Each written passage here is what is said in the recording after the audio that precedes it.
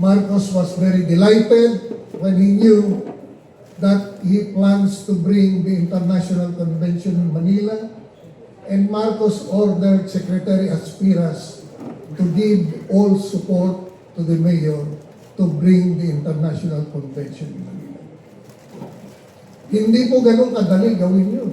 It took us 3 years to work on it.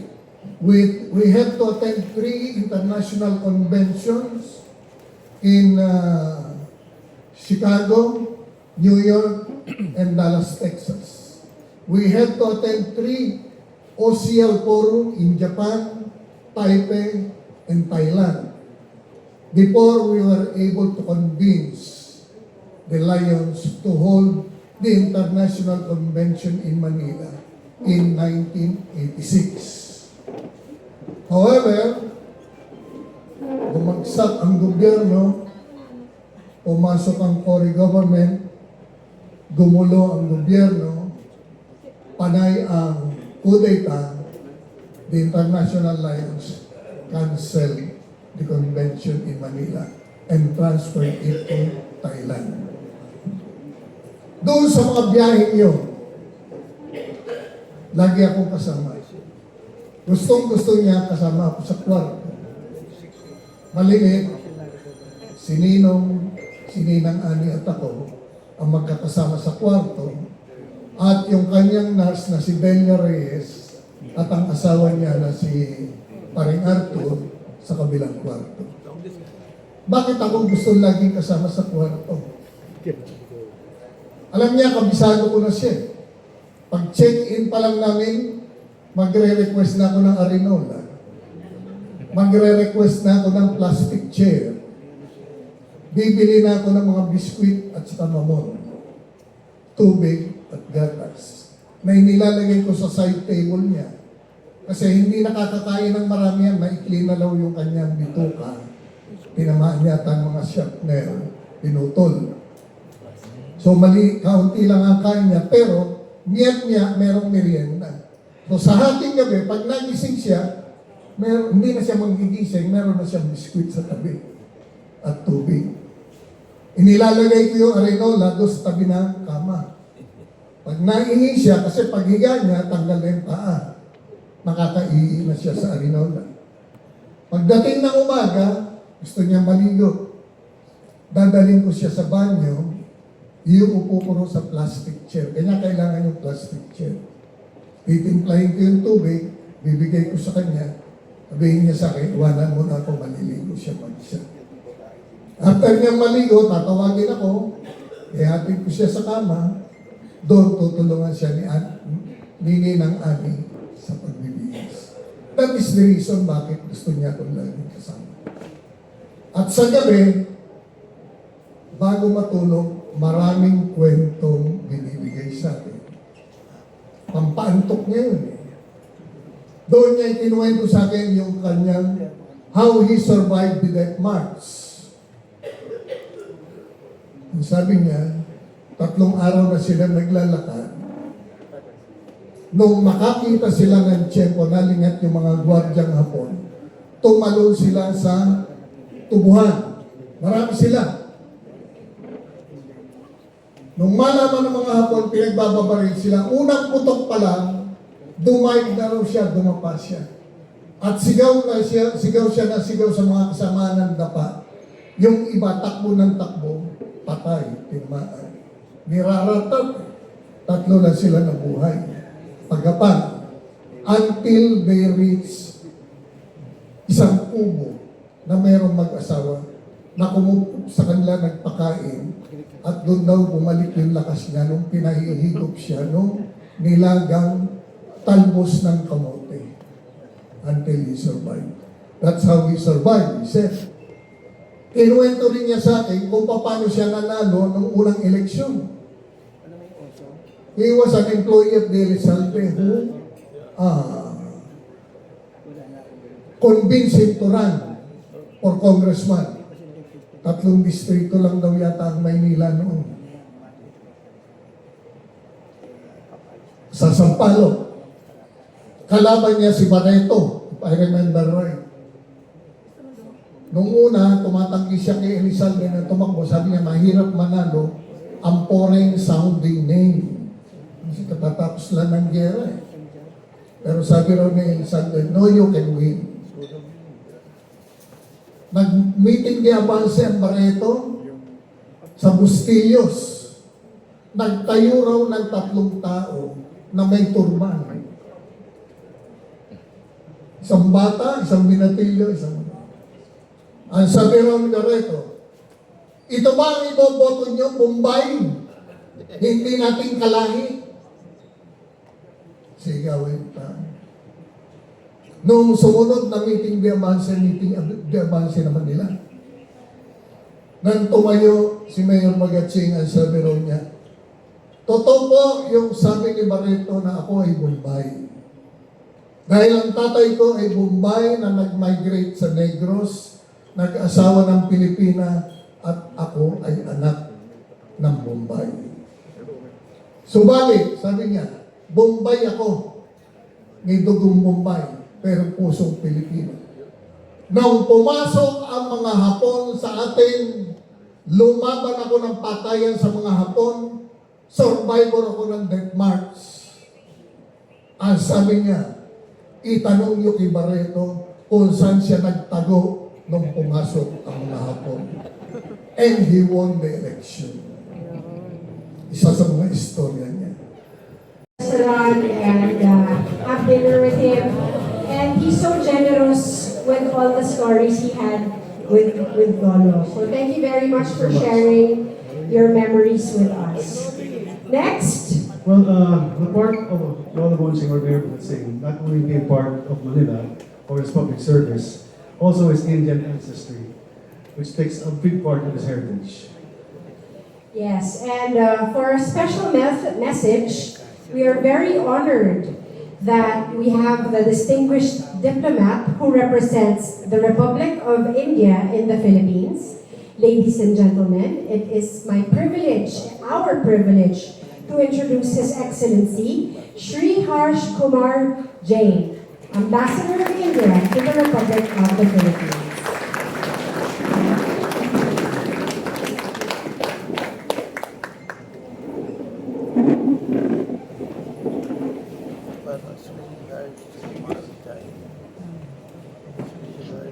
Distinguished members of the Bhagat Singh family, Honorable Mayor of Manila, Isko Moreno, distinguished guests, ladies and gentlemen, magandang hapon po sa inyong lahat. It gives me great pleasure and indeed a special sense of privilege to be with you today for the launch of book Bombay, a True Blue Filipino.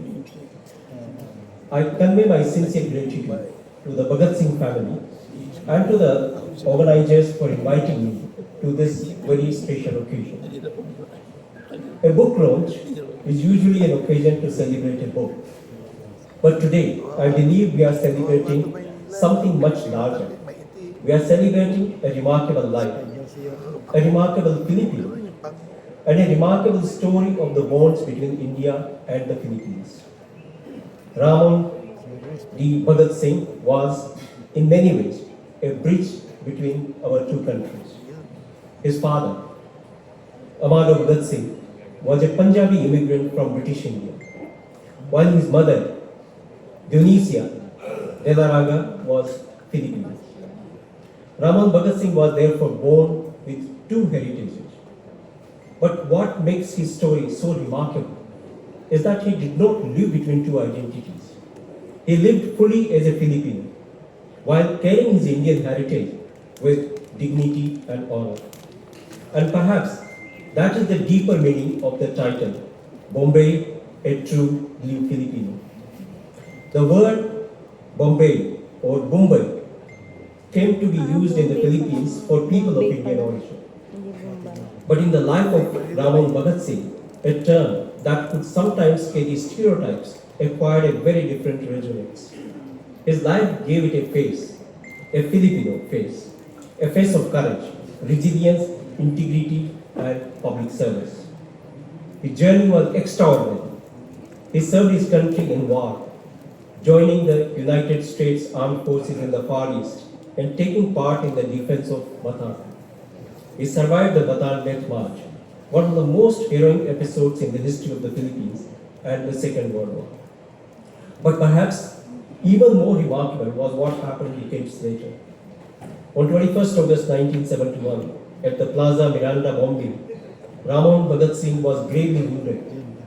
He lost his left leg and suffered devastating injuries to his right arm and face. Yet, he refused to allow those injuries to define his future.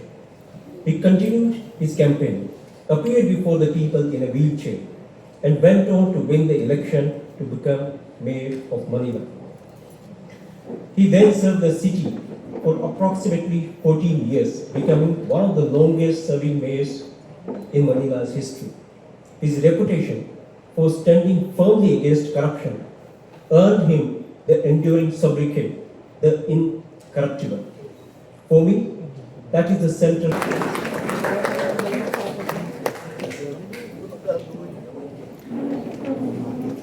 Thank you, His Excellency. Thank you very much, Your Excellency. Crystal, as you know, Bhagat Singh is the name of an Indian revolutionary named Bhagat Singh. Parang Jose Rizal, pero Bhagat Singh. Am I right? Bagat with an H. Bhagat with an H. Correct. Sing with an H. Hindi ko. Okay. All right. Thank you so much for the fun You're fact, welcome. RJ. Now let's move on to our keynote address. We are very, very grateful na pinagbigyan niya tayo today. Thank you so much. Thank you very much for opening the doors of City Hall to the Bhagat Singh family. We are very, very grateful. Our keynote speaker has dedicated himself to serving the city of Manila and its people for almost 25 years. 25, 26 years more or less. Ladies and gentlemen, without further ado, it is our honor to welcome the Mayor of the City of Manila, the Honorable Francisco Esco Moreno Domabos. Opo po kayo lahat. Maraming salamat. Pinakamaganda namin tourism officer in Manila's history. Former Congresswoman Crystal Bhagat Singh, our director, very active. To His Excellency, I hope I will pronounce your name and I beg your indulgence if I, Shri Harsh Kumar Jain. Welcome to Manila City Hall. And I'd like to also thank, actually it's two hospitals, Apollo and Max. Yeah.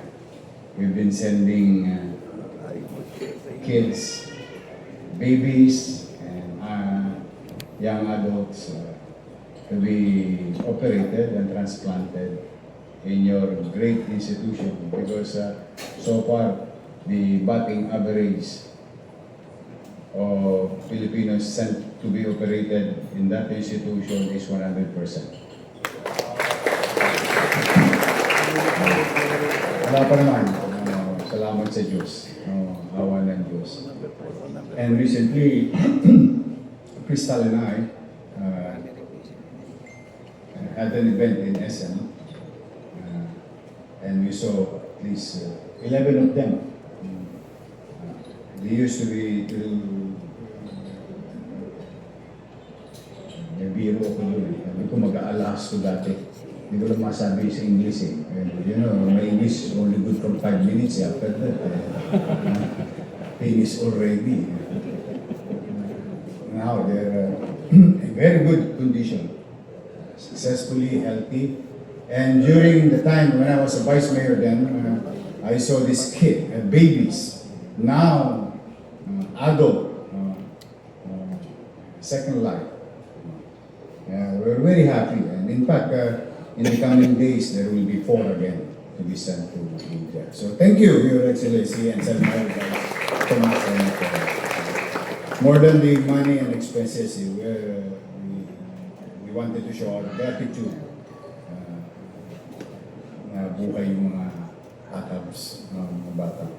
To the Bagaching family na nandito, sa ating mga konsihan na nandito,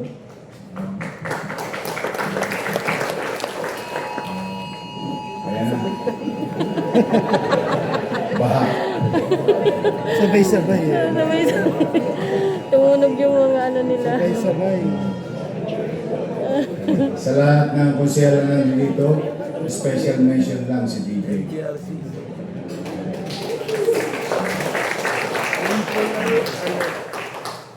Si Rabi, nandito ba si Rabi? Rabi ako ba? Ayun, dati nating konsihal. Wala lang si Don. Si Don. Mga naging konsihal ng ating lungsod. Mga nakasama ko sa konseho ng Maynila. To our mentor, Felix Berto Espiritu.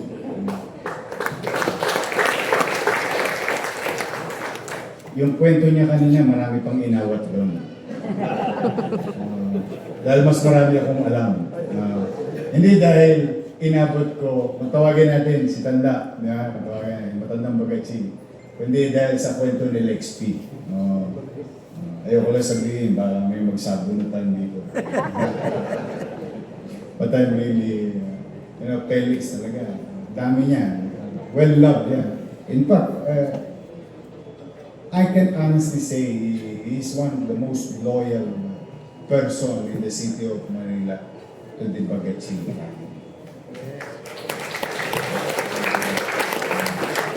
I know it very well because sometimes I have to manage it because we have some alliances that contradicts politics, but Felix stood his ground to be with Amado, Dondon, Nono, you name it, anybody, Cristal, he would always stay with the Bagatsi because of his experience, life experience, moments with former Mayor Ramon Bagatsi. Kaya very loyal yan. James, bata pa pala, barkada na kayo ni Lex P. Ay, Peter? Bata pa pala, magbabarkada na kayo? O nagtatandaan na kayo pare-pareho. Nagulat nga ako eh. Kasama ka pa pala doon sa kwento. Si Peter is also isa sa mga mabubuting Manileñong laging tumutulong sa syudad. Si Cecilio, 18 anyos pa lang ako, kilala ko na siya. Cecilio Pedro, our former FFCCC CII President. 18 anyos ako nung makilala ko si Cecilio dahil sa programang That's Entertainment. Hindi po siya nag-dance. Siya po ang may-ari ng Happy Toothpaste. At the time, Kuya Germs, bukod sa alam niyong Birds Tree,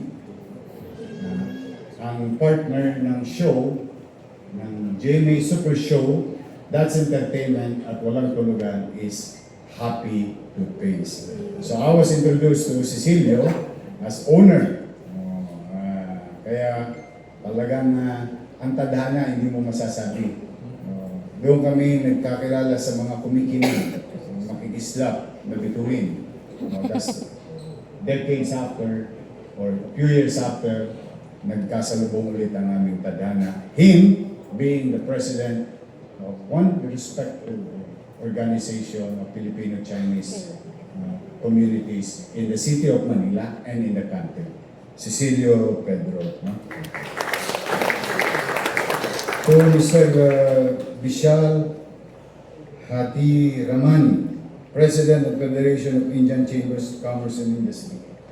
And to Mr. Vishnu Hati Ramani, past President. To James Kumar, also. Ano riyan, masipag sa Red Cross. Paga ng paga yan. Tulong ng tulong. Sa aking mga kasama sa Red Cross, sa Red Cross Manila, Tunog ng tunog yung particular ano na, ninyo. na mahal ni Amado. Dahil ipinagpatuloy niya yung pagmamahal ni dating Mayor Ramon Bagachi. To all of you here, pag binati ko kayo lahat, malamang dilat ng mata nyo, hindi pa kaya kayo kumakain. But, you know, why is the city encouraging this type of event? Alam nyo, ang mundo ng politika, minsan maputik yun eh. Minsan sa limot, because of some ideas on how we should run government. No? Kaya minsan nagkakaroon ng contradiction among each other. And with that situation, nagkakaroon din ng mga misconception about characters of leaders of the city. Because alam mo yung usong, buti nga nung araw, sa dyaryo lang isusulat para siraan ka. Ngayon, 5-5, kasaglit lang. AI ka na, todas ka na. Oo. So the point being is today, thanks to Nick Joaquin, our national artist, wrote something for the next generation to be reminded that if you dedicated your life to public service, you can be immortalized. Ay sa lathalain o sa mga bagay na nakikita ng tao katulad ng mga monumentong nakikita natin bato o bronze. Right? These are reminders for the next generation na maging inspirasyon. Yung magagandang kwento, hindi yung kwento ng politika, yung kwentong maaaring kapulutan ng aral ng bawat bata at susunod na henerasyon. Kung titingnan nyo kami ni Mayor Ramon, pag titingnan ninyo, ewan ko yung picture ko yata sa almaryo, nakita nyo na rin, ano? Nangadugyot ako, butot balat din ako noon. Dahil totoo yung sinabi ng apo, yung salitang mahirap pa kami sa dagat. Meron naman ng nanay ko, mahirap pa kami sa dilang mahirap. Talagang pasamaan ng hirap ng araw eh. Parang ang araw ang projection lagi, hindi pa angat eh. Nasa ang level ka sa ilalim. And as you can see, almost the same story. From Visayas going to Manila. My parents from Visayas with the same island, what you call the Panay Islands. The other side lang yung tatay ko. Antique at Samar. Came to Manila, and Manila, alam to ni Felix, sa ni Peter, inabot nito, became, at that time, is a window of opportunity for everyone. Dito sa Manila may pag-asa. Pag mabilidad ka, magaling ka, there is a chance for you to excel from your field of undertaking. Whether sa negosyo, o sa public service, o anuman bagay. And today, nagsasama-sama tayo para ipaalam ang mga karanasan ng mga naging leader ng Maynila, paano nila nalagpasan ang mga pagsubok. Can you imagine of all the mayors of Manila, kung di ka ba naman aalatin, nakaligtas ka sa death march, no? Na at the time, sa pananaw ng mga occupiers, ang mga Pilipino, karne lang. This is a piece of meat that they can discard or, Hindi, naligtasan mo na. Pagka minamalas-malas ka pa naman yung granada sa paa mo pa dumagay at sumabog. And still, you survive.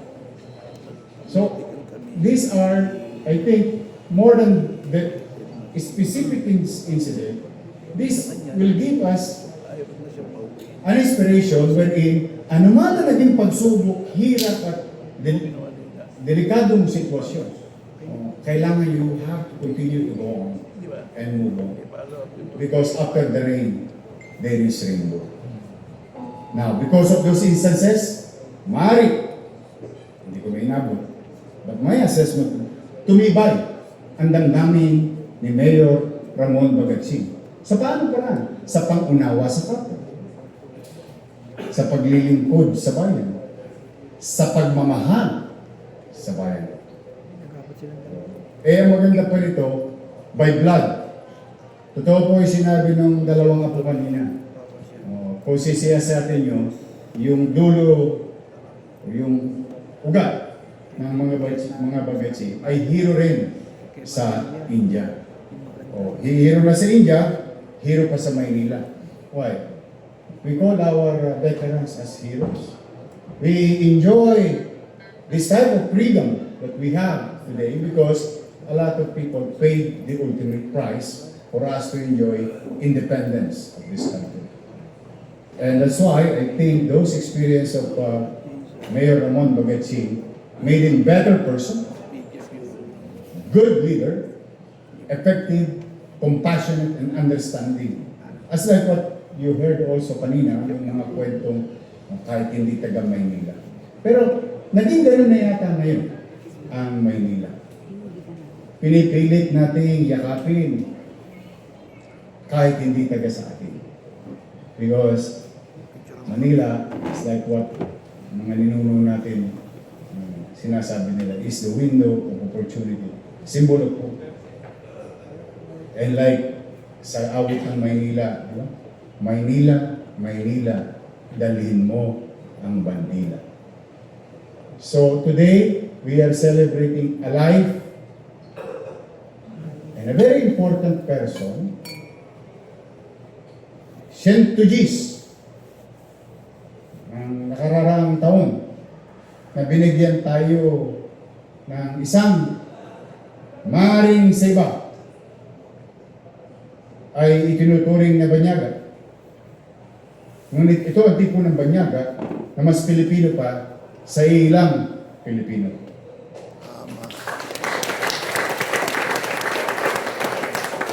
Di ba maraming makapili ng panahon ng hapon? At yun ay mga kapwa natin Pilipino. Pero ito yung mga itinuturing natin mga banyaga kung katulad ni Ongping. Marami sa Maynila, maraming istorya.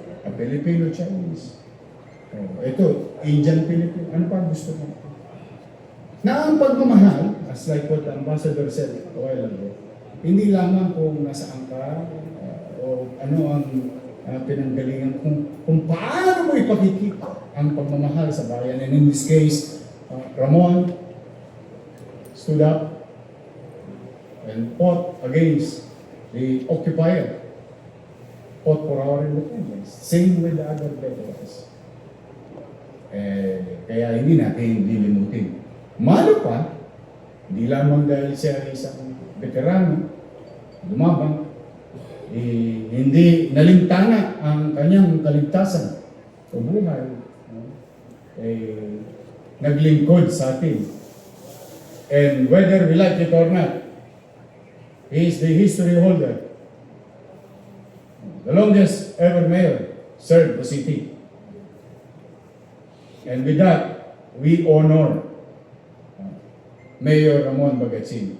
And in this occasion today, as a simple gesture, and one of many things to come, recognizing our former leaders of the city as a matter of showing our gratitude of those who have served the city of Manila like Mayor Ramon Bagatsing. Dito lang naman tayong mga nagtatamasa. Ngayon, kasalukuyan, may mga lakas pa na ating kilalanin at pagbibigay galang, ating importansya as a matter of pagpapasalamat bilang isang pagpapasalamat. Mahirap po, I think on this portion, maraming makakarelate. Yung mga nasa civilian part, mahirap pong maging public servant. mahirap. Hindi siya, kumbaga sa makina maraming moving parts. No? But at the end of the day, most of the time, ang pamilya namin, ang pamilya ang nasa sakripisyo because we really need to be there in the office, in a situation. Dahil umaasa lagi ang taong bayan na maging epektibo ang kanyang pamahalaan. Kaya I think maliit na bagay ang ating ginagawa ngayon at kailangan pa natin dagdagan. Patuloy na kilalanin ang mga naglingkod sa ating lungsod ng Maynila. At yan, we promise the family, the Bagaching family, in our own little way under my watch, not only to you, but to also to others who have served the city.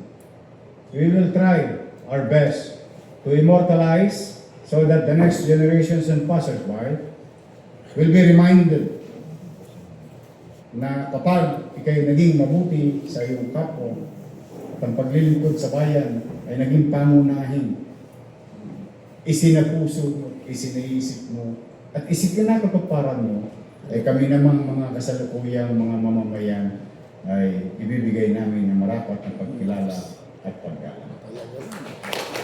So,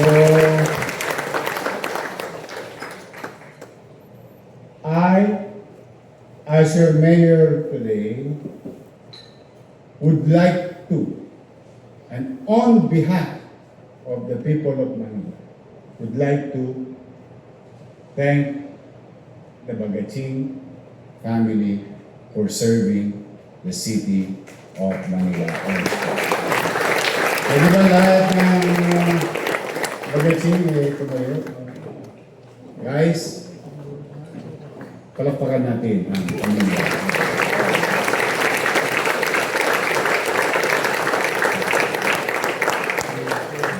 Thank you. Kakain na tayo.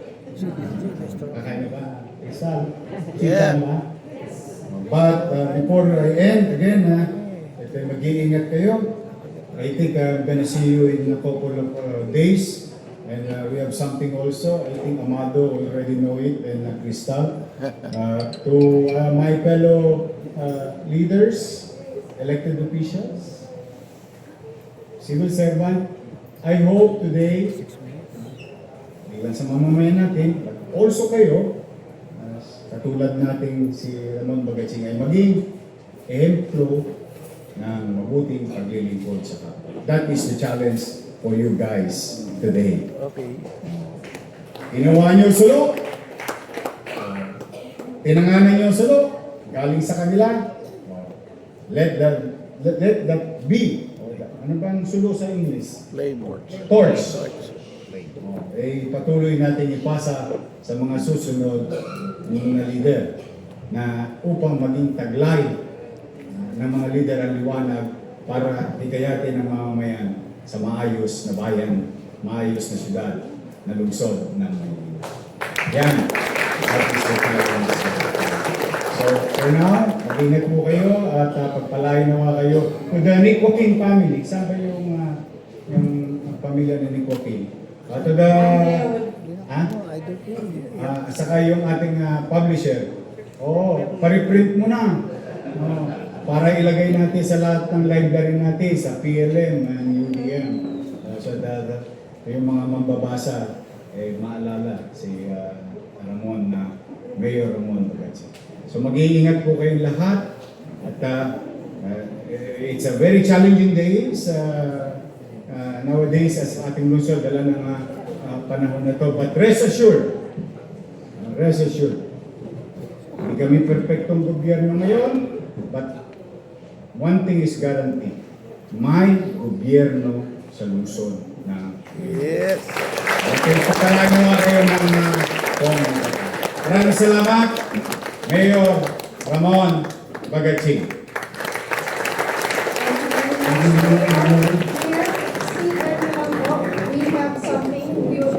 May we request Ms. Rika Bagaching to come on stage to proceed with the presentation of the book.